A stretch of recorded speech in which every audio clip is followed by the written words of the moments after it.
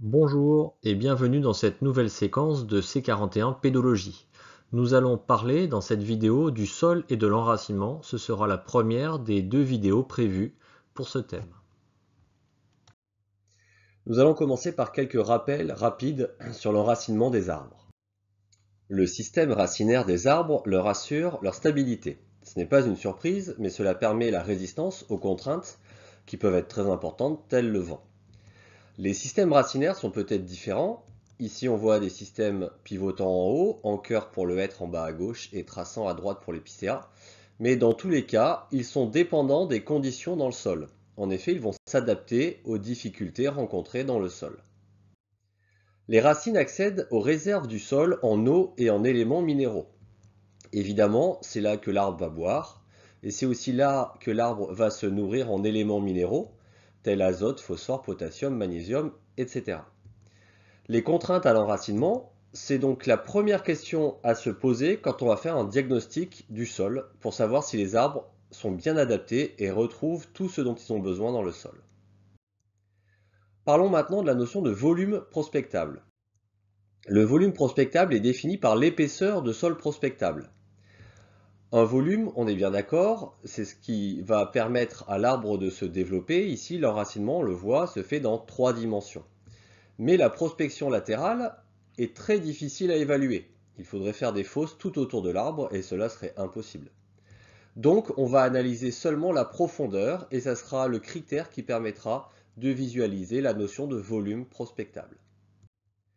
Ce volume doit être important et bien réparti. Donc la bonne répartition permet le bon ancrage, mais également la bonne alimentation. Il faut également un nombre important de racines fines qui, par l'intermédiaire des relations mycorhiziennes, vont permettre d'utiliser les réserves du sol. Parlons maintenant des premières contraintes et des premiers intérêts du sol avec la porosité et la compacité du sol. La porosité, c'est le volume du vide de sol. On l'exprime en pourcentage du volume total. Ici, nous avons représenté des agrégats avec des grains de sable et une matrice formée de limon et d'argile. Les vides du sol, c'est ce qu'il y a entre ces agrégats. Là, par exemple, on est en gros autour de 35% de vide dans ce sol entre les agrégats, ce qui nous laisserait 65% de matière solide. En vrai, il y a beaucoup moins de matière solide puisqu'il y a une partie des vides qu'on ne voit pas, puisqu'ils sont à l'intérieur des agrégats qui sont trop petits pour être visibles à cette échelle. Les influences qu'on va retrouver pour cette porosité, c'est bien entendu la texture et la structure. On distingue microporosité et macroporosité. Donc la macroporosité, c'est celle qu'on voit ici en bleu. Ce sont les gros vides. On a une taille de vide supérieure à 10 micromètres, soit 0,01 mm. Ensuite, on a la microporosité qui s'observe à une échelle beaucoup plus importante, avec des petits vides donc inférieurs à 10 micromètres. Donc là, qui sont à des endroits où on peut à peine les voir sur cette échelle-là. Voilà une représentation à l'échelle de limon, sable fin, argile, sable grossier. Donc on voit bien qu'il y a des choses qui sont très très fines. Là, je vous ai représenté à l'échelle l'équivalent de 10 micromètres. Donc ça veut dire que la microporosité, c'est quelque chose de tout petit et ça n'est pas prospectable par les plantes. Là, ici, en dessous de ce diamètre-là, on va rentrer dans le domaine de la microporosité. Donc c'est quelque chose qui n'est pas prospectable. Par contre, ça a l'intérêt de retenir l'eau et c'est important dans les sols argileux et les sols à limon fin. Donc on va avoir beaucoup de microporosité dans les sols à texture fine. La macroporosité, elle, par contre, est accessible aux racines et poils racinaires.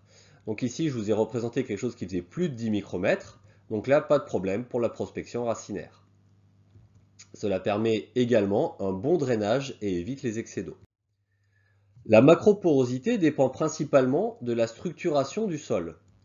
Ici, on a des agrégats avec des grumeaux, par exemple, ou des polyèdres de 5 à 10 mm. Donc là, ils ne sont pas représentés, mais vous avez déjà vu cette structure préalablement. Et donc, on est sur des choses supérieures à 10 micromètres, ce qui va être bon pour le fonctionnement des racines. Donc, excellente colonisation. Attention, cependant, les vides trop importants empêchent les racines de se développer. C'est le cas quand on fait une plantation et qu'on tasse mal le sol autour des plants à racines nues, par exemple.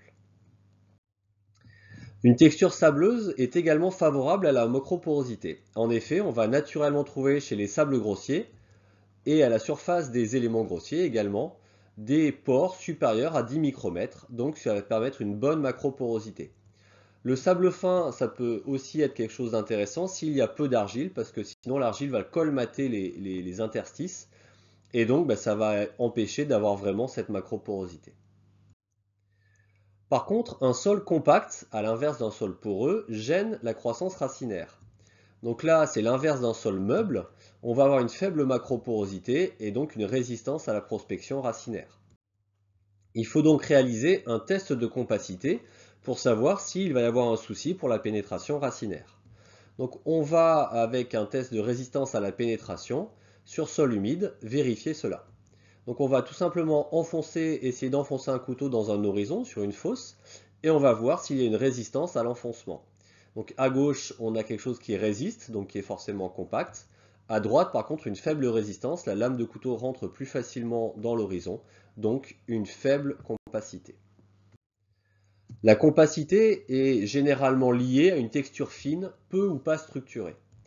Donc quand on a une forte quantité de limon fin, un taux d'argile important, avec une absence d'agrégat, on va pouvoir retrouver des structures massives. C'est souvent le cas en profondeur, puisque là, avec le poids de la terre au-dessus et l'absence d'activité biologique, on va avoir quelque chose qui va souvent être massif et donc difficile à prospecter pour les racines. On peut également avoir une origine humaine, avec le passage des engins lourds qui vont tasser le sol et détruire la structure et de la même manière faire que la macroporosité va devenir quasiment absente de ces sols.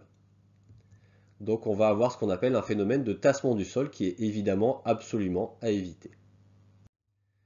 Donc chaque essence présente une sensibilité différente à la compacité. Donc là, sur le site climessence.fr, vous pouvez retrouver ce type d'informations, comme la tolérance au sol lourd. Et là, on voit sur une échelle décroissante de tolérance les différentes essences. Donc le pin noir d'Autriche, par exemple, qui va bien tolérer les sols argileux, alors qu'à l'inverse, un châtaignier commun ne supporte pas les sols argileux. Il n'y a pas toutes les essences ici, mais si vous voulez en voir d'autres, allez sur le site Climessence, vous pourrez retrouver ces informations. Nous allons maintenant aborder les éléments grossiers. Le pourcentage d'éléments grossiers diminue d'autant le volume prospectable. Donc un élément grossier, on est bien d'accord que c'est un volume non prospectable, donc dans le sol forcément ça va diminuer la capacité de prospection racinaire. C'est donc en particulier impactant pour la réserve en eau, même si ça joue également aussi sur la réserve en éléments nutritifs. On est en haut avec un faible pourcentage et en bas avec un fort pourcentage qui va poser problème. On considère que quand on a moins de 10% d'éléments grossiers, c'est les deux lignes d'en haut, 5 et 10%, on va avoir un pourcentage négligeable. En dessous, par contre, ça va commencer à devenir une contrainte. La forme et l'orientation des éléments grossiers jouent également sur cette contrainte. Il n'y a pas que le pourcentage. L'angle de la déviation racinaire, illustré ici à 90 degrés, va signifier qu'il peut y avoir des problèmes ou pas. Donc plus l'angle est important, c'est-à-dire que plus on va descendre presque droit, mieux ce sera pour les essences. De la même manière, le nombre de déviations est important. À gauche, on a 6 moments de déviation des racines, alors que là, on n'en a que 4.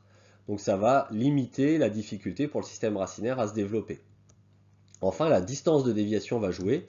Plus l'arbre devra faire le tour d'un obstacle, plus ce sera difficile pour le système racinaire de continuer par la suite à se développer, alors que sur un obstacle plus court, il y a moins de problèmes. Donc il faut évidemment mélanger toutes ces contraintes pour savoir à quel point les éléments grossiers vont impacter le fonctionnement du système racinaire. La profondeur d'apparition des éléments grossiers est primordiale.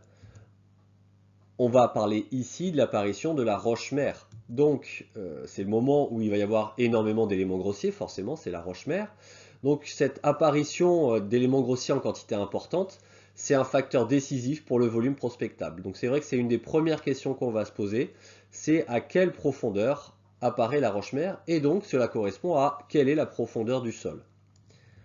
On va cependant prendre en compte le rôle de la fissuration, puisque en fonction des essences, en fonction de la fissuration et de l'importance des anfractuosités qui sont créées par ces fissures, les systèmes racinaires vont pouvoir se développer dans ces vides entre la roche. Ce ne sera pas décisif en termes de production. Par contre, en termes d'ancrage et de survie, ce peut être très important. Voilà, nous avons fini sur cette première partie sur le sol et l'enracinement. Nous avons donc vu la notion de porosité, en particulier de macroporosité qui est décisive pour le système racinaire, et les deux premières contraintes qui vont aller avec, c'est-à-dire la compacité du sol et les éléments grossiers.